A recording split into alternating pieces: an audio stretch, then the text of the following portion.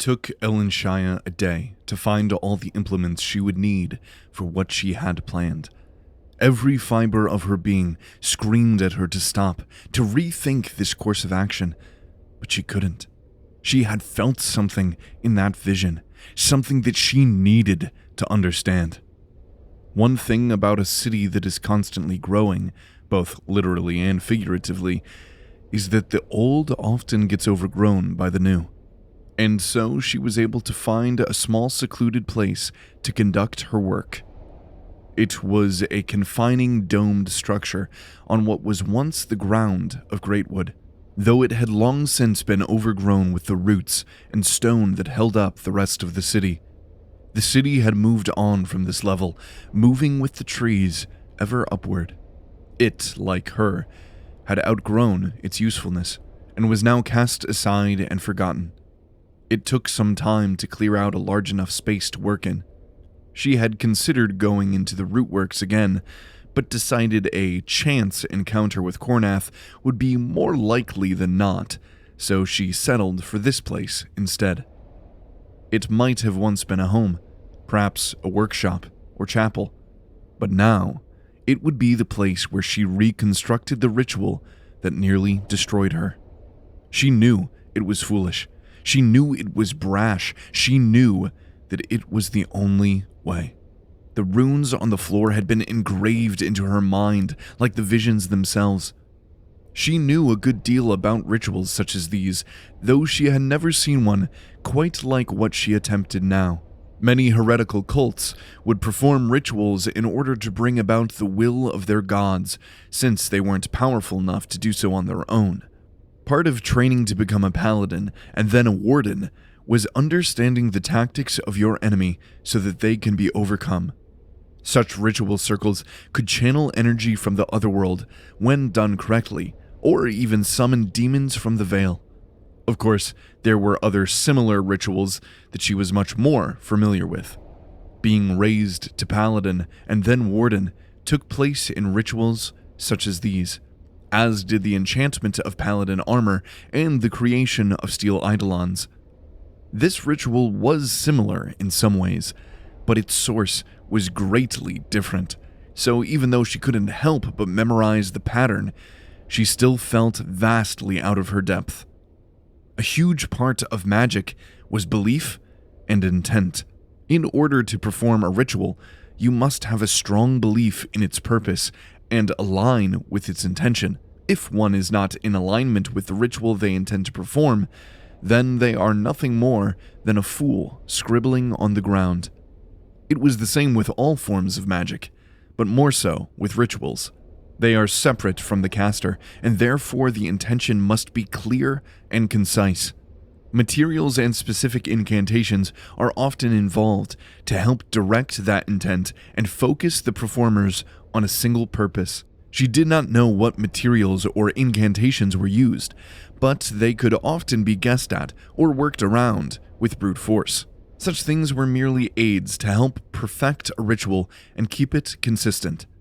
She had gathered a worn chisel and hammer from a blacksmith on a higher tier.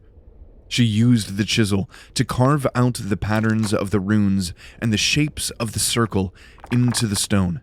It made it easier to figure out correct materials when you didn't have to remark the area each time with a new medium if the previous one failed. It was grueling work. Hours passed as she worked on her hands and knees. Sweat drenched her body, glistening off her dark skin. She had stripped off her cloak and warden armor all the way down to a thin chest wrap and loose pants. More hours passed. Her hands burned with blisters and her eyes stung from sweat and dust. The stone floor was resilient, but since it had been transmuted from wood, it was softer than natural stone. It was strong, but she was stronger. Strike after strike, chunk after chunk. It had been a while since she had worked with her hands like this.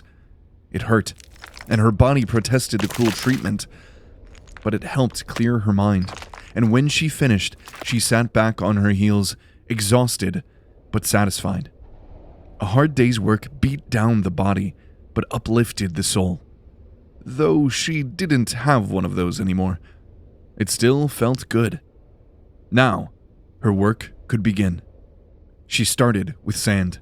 Cornath's ritual seemed to be marked with a dark substance, most likely charcoal or perhaps even dried blood, but she needed to work her way through the basics first.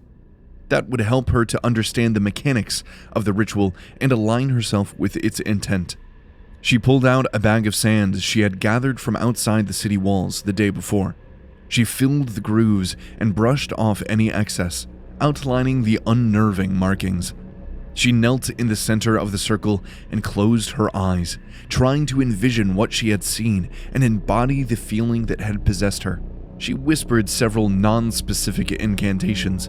Such incantations were often used for various rituals. Most people who would perform those rituals had no idea what the ancient Woden words meant, and they were often nonsensical lyrics strung together, but they helped people focus. She went through every ritual incantation she knew, and made up a few that she didn't. Nothing happened. She hadn't expected it to on the first try. She stood up and set about brushing aside the sand from the grooves. She tried salt next, another common medium. She repeated the steps, then knelt down again. She removed her leather boots that had begun to wear, exposing her bare feet to the cold stone. She went through the incantations again, focusing on the feeling she had experienced. The sense of nothingness, meaninglessness, loss, death. The void, as Cornath called it. Centering herself, aligning herself, breathing deeply. Nothing. She stood and repeated the process with chalk. The rough-spun pants she wore had worn and torn at the knees from her labor, and they chafed her terribly. She removed them, leaving only her wrap and undergarments. She knelt, she focused, she spoke, she breathed. Nothing. She rubbed her hands over her bare head, sighing. She stood, swept, and replaced the etching with charcoal.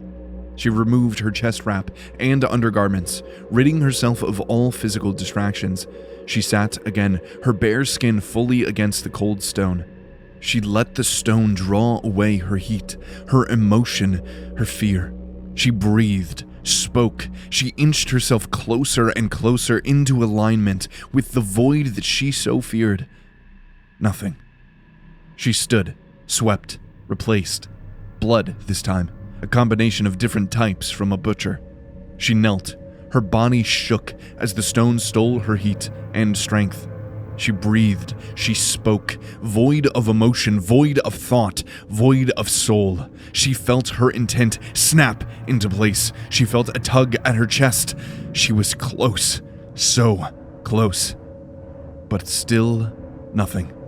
She washed away the blood with water, then sliced her own arm and let it drip into the grooves. The blood spread across the markings. She was tired. Songs of the forgotten. She was exhausted.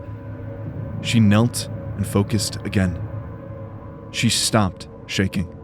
She no longer felt cold. She no longer felt pain. All was void. All was darkness. A chill ran across her bare body that wasn't from the cold. She felt her pulse slow through the cut on her arm. She breathed, focused, let go. The impossible will slammed into her chest like a physical force, throwing her sprawling across the rough stones. She felt her bare skin scrape and tear, adding more blood to the ritual around her. She screamed out as visions assaulted her mind. She fell through a black sky towards a ground of white. She could not see her body, for it was not really in this strange place. She had no form or presence, only a dim awareness. The sky was black, but not black as night. It was blacker. Not a hint of light pierced its eternal expanse. She hit the ground of the strange land and it erupted around her. Pale giants whose heads disappeared into the void above moved their colossal and skeletal forms with unnatural grace. A towering white mountain exploded before her, sending ash and dust hurtling upwards into the darkness, revealing the gargantuan bones beneath the hill. Ash, dust, bone. She struggled to steer her will from this terrible place. She felt as if she could hear screams and shrieks, but it was perfectly silent. The kind of silence that could drive someone mad. There should be screaming. Where was the screaming? She tried to scream herself, but no sound came out. This vision was more visceral and immersive than the last. She squeezed her eyes shut, trying to focus on the world she knew. The vast archipelagos and sprawling isles of Pyrrhica. The mountains, forests, and deserts of Apis. She opened her eyes and saw the world on fire. Not just forests and cities, but the very world itself. The air itself. The ground broke apart and geysers spewed blood forth from the depths. She saw war and famine and disease. She saw death and death and death and death and death. She steadied her heart, her breath, forcing her will against the darkness that threatened to consume her again. She thought of Brokken, of his order, his empire, the stalwart legacy of the greatest man to ever walk the mortal world. She focused on him. The death around her shaped itself to her will. She saw the shining forces of order marching across the spheres, bringing safety and security. Yes, there was death, but then there was life. That had to be better than what she had just witnessed, didn't it? She willed herself to see through Brokken's eyes, to feel his determination, layering her own will atop the indomitable will of the god she served. She saw armor. Her heart skipped a beat. She focused on that suit of armor, throwing her will towards it. She felt such willpower from it that was not unlike Brokken's own, a fierce determination that would stop at nothing to accomplish its goal. She saw it charge ahead, leaving a path of destruction and carnage in its wake. She saw an alien world burning around it, a world she recognized only through stories and legend. She focused more, but its intentions were unclear. It was like trying to interact with the world through a steel eidolon. In fact, it was exactly like that, which made sense. She had assumed it was an eidolon when she had seen it before. The lingering soul of a paladin, bound to their armor. But whose eidolon was it? And how in the Vale was it in the other world? She called upon her training in controlling eidolons. It was delicate work.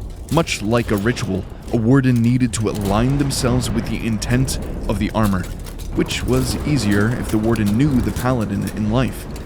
She did not know the paladin that this eidolon belonged to. Unless. But it couldn't be, could it? That would mean. Before she could fully think out all the implications of what she was about to do, she focused again on Brokken, layering her will and his. Of course, she had never met him herself, but his will and intention lived on through the empire he created and the paladins he entrusted to protect it. Something aligned and snapped into place. The eidolon seemed to become aware of her. The dull steel construct stopped in its tracks, frozen like a statue. It had no eyes, but she could feel that it saw her. The dull gray metal shone with an impossibly chromatic sheen. She felt impressions from the creature, impressions of anguish, hatred, fear, and a sense of infinite confinement that she could only barely grasp. Then she felt a new kind of impression. An offer that seemed to say, "Come to me. Help me." How? She cried out from her incorporeal presence. She saw images of the Vale, its chaotic swirling energies thrashing like a savage beast. She sensed a weakness there, or something that would be a weakness, a thinning between worlds. "Come," the impression seemed to say again. "Free him." With a feeling like ripping skin from meat, she was torn out of the vision. She felt the pull with such incredible force. She was being pulled from the inside out like a freshly skinned hide, ready to be tanned. The pain was excruciating. She came back to her senses and fell several feet to the hard stone below her. Her bones and joints protested at the drop. She felt as if she was a rug that had just been beaten out by a particularly angry housewife. She lay in a naked heap on the cold floor, gasping for breath, sweat, blood, and chills covering her body. Elenshia, you are a fool among fools. A cool voice said through gritted teeth. A pang of alarm struck her, and her eyes widened. How had he found her? She could hardly move, hardly breathe. The realization of her nakedness in front of this man was a faint afterthought. Damned fool. Cornath muttered. Disdain and anger drenched his words. You would think that after living so long, you would have learned an ounce of common sense. She closed her eyes. She tried to fight through the pain, through the fatigue, but her body lay there motionless. She couldn't see him, but she could sense that all too familiar look of disappointment. She heard him plop down on the stone beside her. She struggled to open her eyes. What in Danu's name were you thinking, woman? Danu, she thought to herself. No one swore by Danu anymore. She tried to speak, but nothing came out. Ah! He grunted in frustration and stood up again. I felt you, you know. Every warlock on the sphere probably felt you. Using your own damn blood? Fool. A painfully cold shock slammed into her body as Cornath overturned her bucket of water across her. She gasped against the cold, but the fatigue fled her, with any last semblance of heat. Fool, fool, fool, he said, pacing. She mustered enough strength to lift her torso up off the stone. She looked around and noticed that the etchings around her were no longer filled with blood, but an ashy white substance. She took a deep breath and forced herself to her feet. She didn't cover herself from his gaze. She was not ashamed of who she was, and she had endured much worse humiliation than this as a paladin. She was the first female paladin in hundreds of years, and the paladins made every effort to make her realize that fact when she first joined. Cornath turned and stared at her, fire burning within his dark eyes. He never once glanced down at her body. He may have been a deranged dark magician, but at least he was a respectful one. She stooped down and picked up her cloak to cover herself up with, more to ward off the cold than anything else. Talk, he commanded. What do you want me to say? He coughed with exasperation. Why would you try something like that? He yelled. You made such a big deal about me trying to perform a dark ritual on you, and here you are, performing a far more dangerous one on yourself. I saw something. What, Elenshia? What did you see that was so entrancing that you risked alerting every void spawn or dark channeler for miles? Do you have any idea what kind of trouble you could bring me? Elenshia couldn't help but laugh. It started as a chuckle, but it grew to a deep, bellowing laughter from within her chest. She couldn't remember the last time she laughed like this with honest mirth. Cornath's scowl darkened. Please tell me, Elenshia. Just what exactly is so funny? Sarcasm practically dripped from his mouth. She struggled to contain her laughter. I thought, for a moment, you were actually concerned about me for a second there. She burst into another outpour of laughter. He rolled his eyes and paced to the far end of the dome. Why do I even try with you? He asked himself. He turned back to her and took a deep breath, obviously trying to hold back his annoyance. What did you see? Other than the usual death, destruction, and carnage that you seem all too fond of? Yes. Other than that? She hesitated for a second, but she figured that the truth could not get her in any more trouble than she was already in. I saw Brokken, or at least his armor, like a steel eidolon, but one of a god. It called to me. He took her in suspiciously. That shouldn't be possible. The ritual opens a person up to external will, but nothing should be able to overpower that which I serve. I don't think I overpowered it as much as avoided it. It did open me up, though. It allowed me to communicate with the Eidolon even though I have no soul. And what did this Eidolon say to you? It wanted me to find it in the other world. Right. I don't care if you believe me or not, Cornath. For the first time in weeks, I have a purpose again, and I won't let you or anyone else stand in my way. She felt herself rise up to her full height. The figure of an Elken was always an imposing sight, but her muscled body shadowed beneath her cloak made it even more so. Gods, are you serious? You actually believe this suit of armor spoke to you? It didn't speak, but it impressed upon me the only way an Eidolon can. I've worked with these things longer than you've been alive.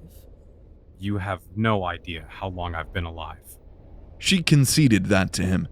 Most human lives were relatively short, but the lack of a soul usually allowed one to live longer, though she had no idea what his inverted soul could allow him to do in that regard.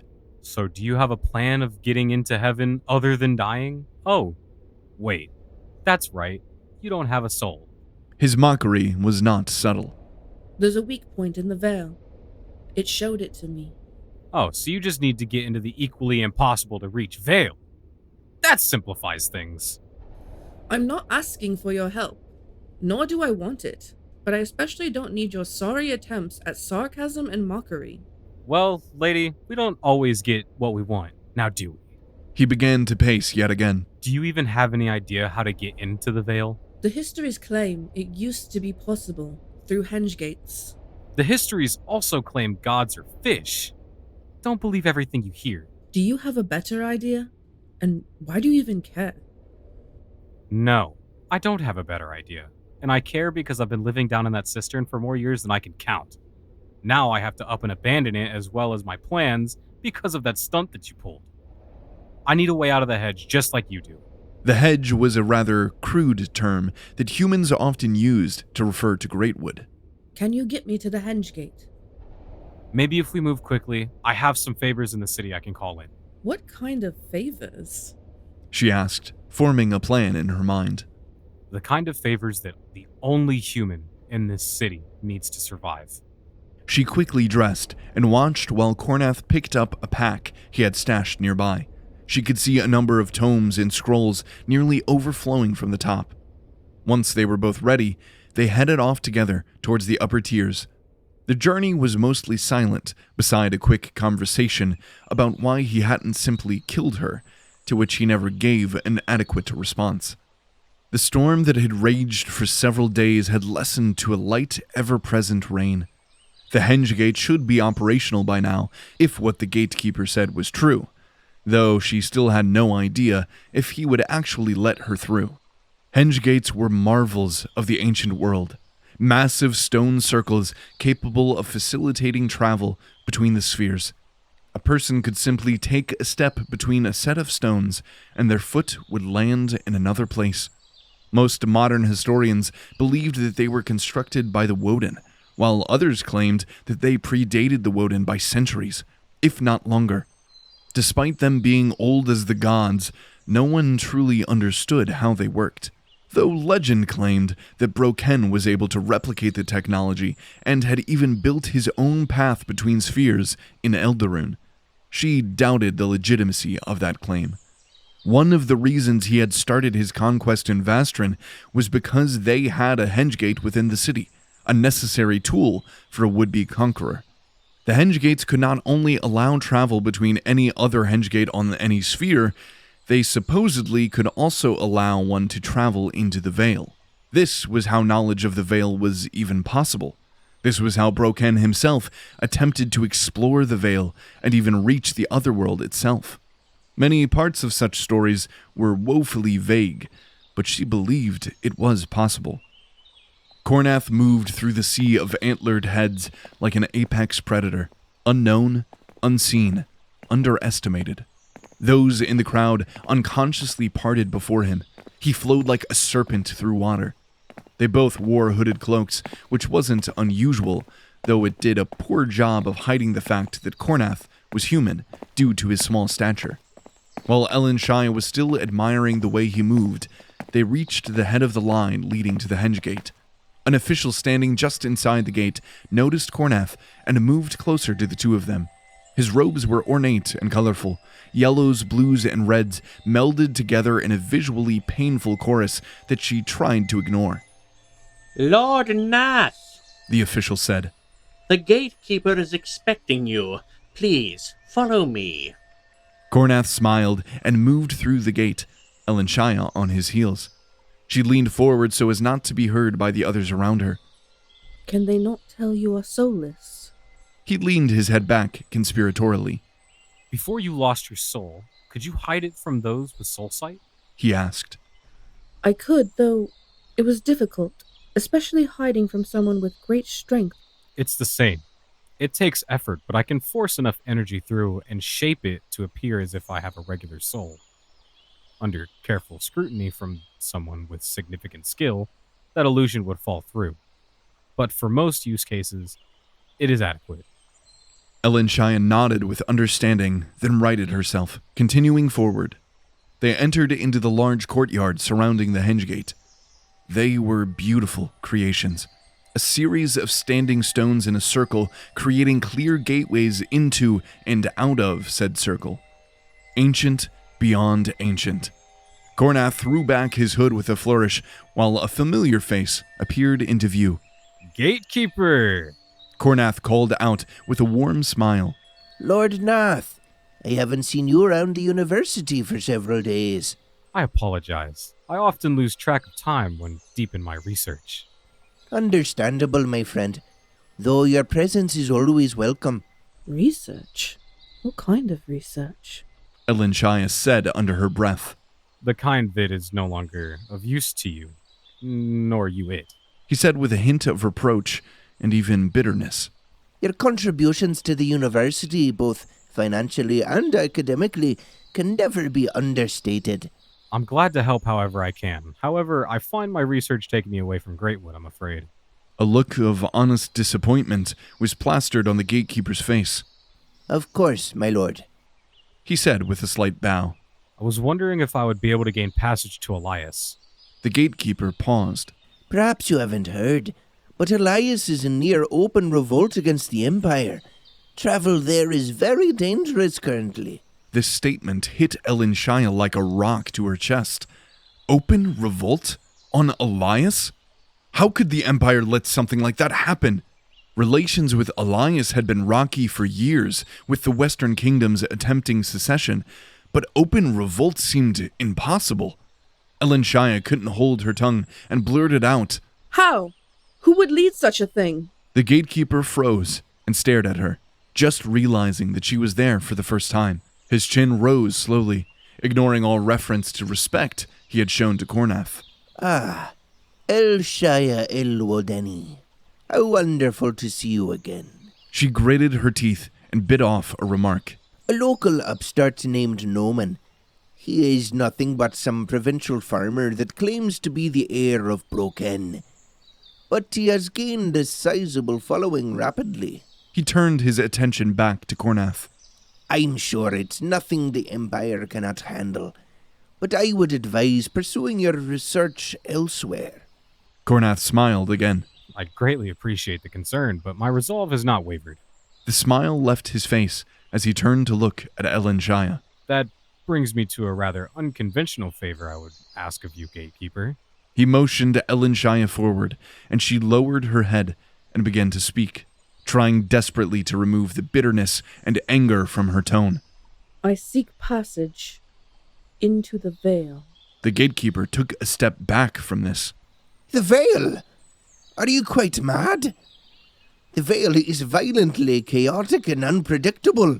Perfect for you to send a heretic like me, wouldn't you say? She said with mock sincerity. He turned back to Cornath. My lord, this is most unusual. I cannot permit just anyone to enter the Veil fully. It would be a death sentence. A smile that could soften rock spread across Cornath's face. I understand that, my friend, but this expedition is of utmost importance to my work. We both understand the risks quite well.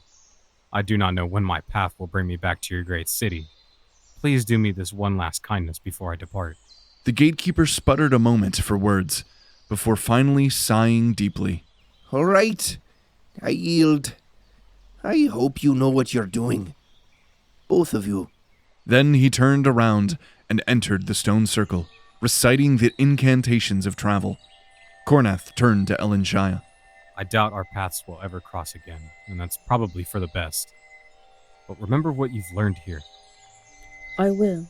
One of the doorways crackled with energy as power flooded into it. It was soon filled with a swirling and chaotic darkness that was streaked through with lightning of dangerous colors. Soon that chaos parted to show a city on the other side. A city that had seen its better days. Cornath smiled fondly. Whether in mockery or sincerity, she could not tell. Then raised his hand gently to her chin. The darkness doesn't suit you anyways. Find your light again, Elenshia. Then he turned and walked through the portal and vanished from sight.